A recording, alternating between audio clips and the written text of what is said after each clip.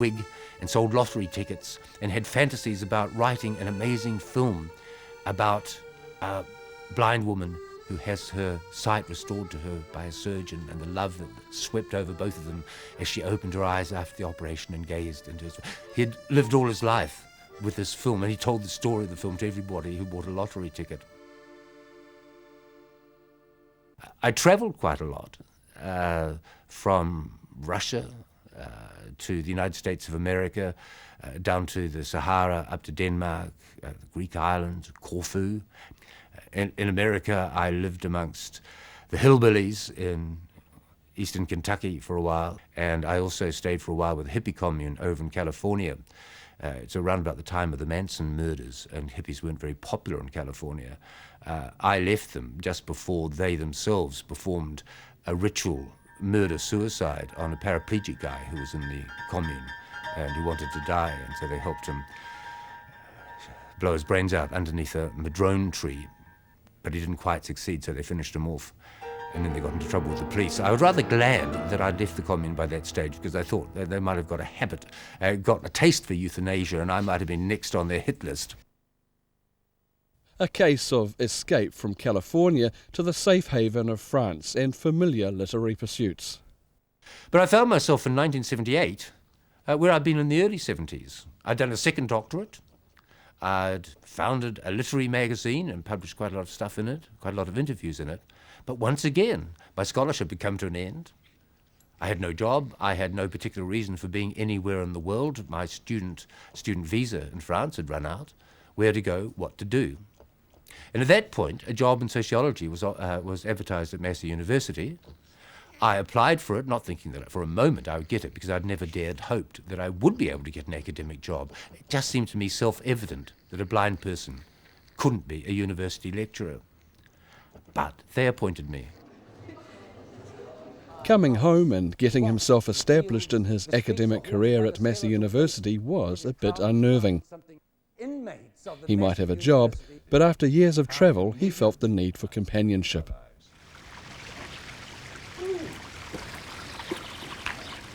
When I was young, I was terrified of dogs. Good boy. In adult life, I stopped being frightened of them, but I developed a profound contempt and loathing for dogs and for doggy people. Then when I found that I was living by myself, I realized that I might need a mobility aid. I was incompetent at getting around with a white stick. And so I thought I'd try out dogs. And as a trial run, I adopted a tiny little fat beagle, an old beagle called Angie. And I doted on that dog. And I discovered that instead of loathing dogs, I'd become a dogophile. And I suffered from the most appalling dogophilia with little, fat, ugly Angie. And so I applied for a guide dog, and I got Ina, who was a gorgeous big black Labrador.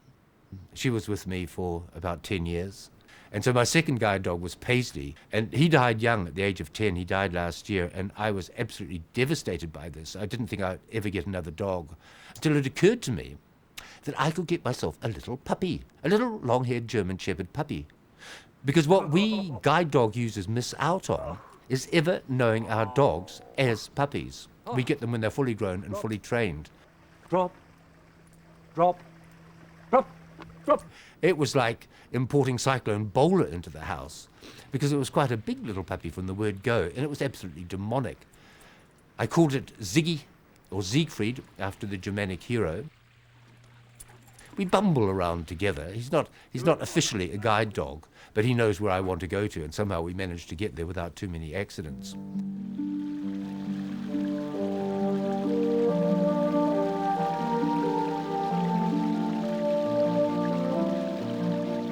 It's over 20 years since starting academic life at Massey.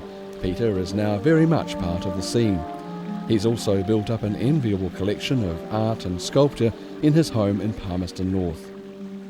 For a start, we have acquired more sculpture than most people, because sculpture obviously is accessible for blind people. You miss out on the colours, you miss out on the textures, you miss out on the overall form, but you can feel it. And we've bought quite a lot of usually rather quirky, offbeat little bits of sculpture by New Zealand artists, which we've got scattered around the house and which I stroke lovingly from time to time.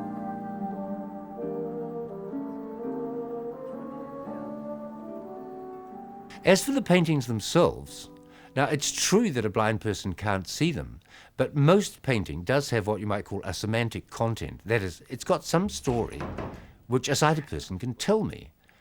And I could take you around the various paintings that we've got and tell you about them as though I could see them.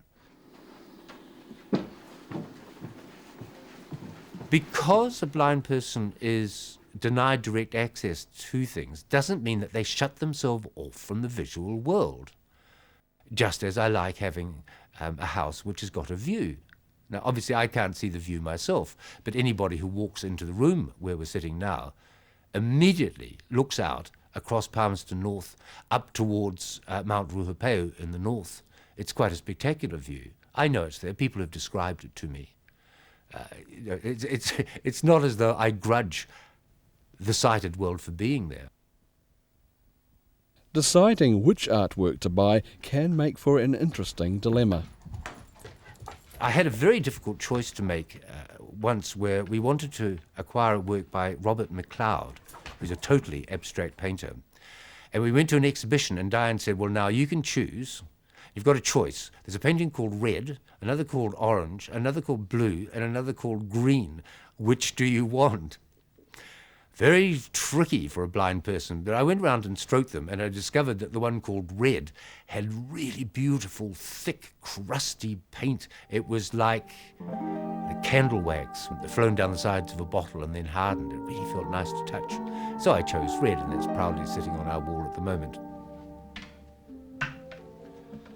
Advancing technology is something which nowadays helps Peter in his work as a lecturer and public performer, as this exercise in preparing for a talk at the local WEA demonstrates. Right. We mean the knowledge, ethical values, lifestyles, and... Natural and modern anesthetics have largely taken away the terror and the agony once an intrinsic element of surgery. Although physical pain can never be completely eliminated from the human condition, modern anesthetics. You can never eliminate pain from the human condition. But the invention of modern painkillers has taken most of the terror, most of the agony out of surgery.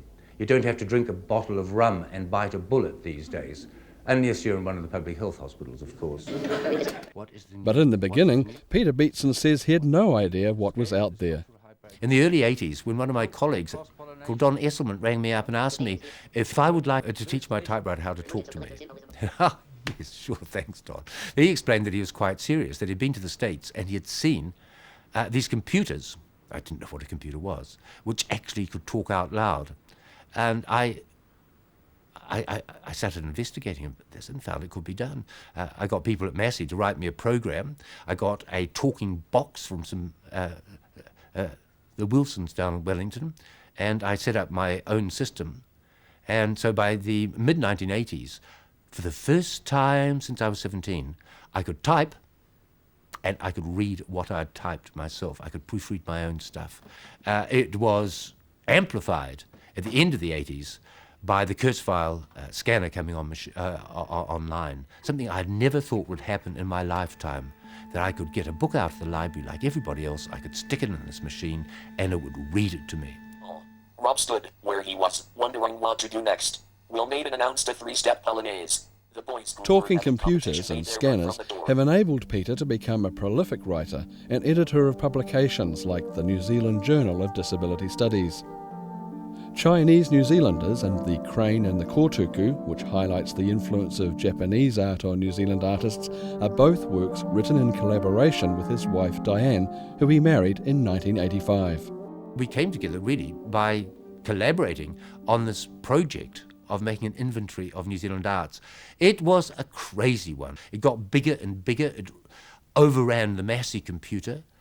And of course, the faster we ran, the more we lagged behind, because we couldn't get the stuff in as fast as people were creating it.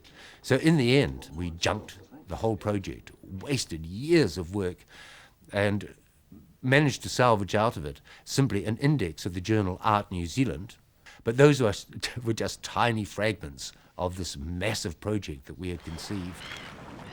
Diane and Peter enjoy taking time off at their Foxton beach house, and for 1 month a year it's also home to New Zealand writers who need time, financial security and an inspirational setting to complete their work. That's thanks to the Writers' Fellowship that Peter and Diane Beatson have set up recently. It isn't very much money, it's just $5,000 for each fellow. But if you're a writer, you can do quite a lot with $5,000. You can live for a month, you can buy yourself a computer, and you can still have some money left over to help get your book of poems published. So all these ideas came together, and we created the Foxton Fellowship, which gives one writer each year a month's free residence here. Word just got around that writers could come here for a few days, rent-free, and write here and enjoy it. So we've already had half a dozen or so writers who have come here and used the place and left. Some of them have left little mementos, a haiku here, a book of poems there. The spiritual inspiration also tempts Peter towards having a crack at writing creatively again himself. I've been absolutely fascinated by the world of the Arabian Nights and the world of the caliphs, above all Harun al-Rashid.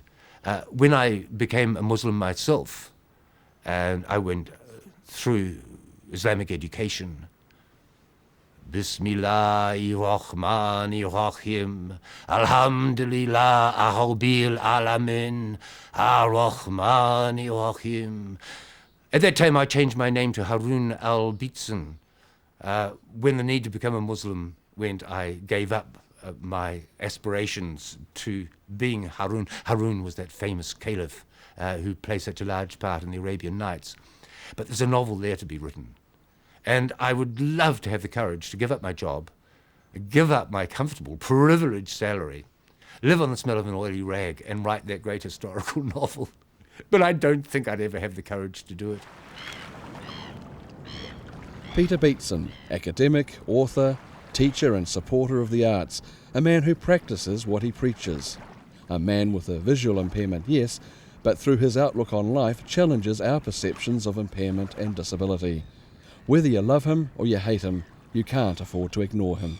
In the disabled world, as in the world generally, there is a lot of posturing, there is a great deal of conflict, there's a great deal of envy and jealousy and rivalry, and there is an enormous amount of nonsense spoken in the name of the disability liberation struggle. I'm interested in the way disabled people form groups. I'm interested in leadership patterns. I'm interested in the way rhetoric and ideology is constructed to promote the disability cause. It's not that I don't believe in the cause. I mean, I would be crazy if I were to oppose attempts to make life better for disabled people, and I would be crazy if in any way I tried to interfere with other disabled people constructing viable identities for themselves and promoting disability identity. I'm not against that. It's just that that isn't what I do. And that's our program for today. Meantime, drop us a line at PO Box 9673 Wellington, or you can fax 04 801 6087 or email on info@inside-out.co.nz, or why not visit us at our website on tv1.zoom.com. See you next week.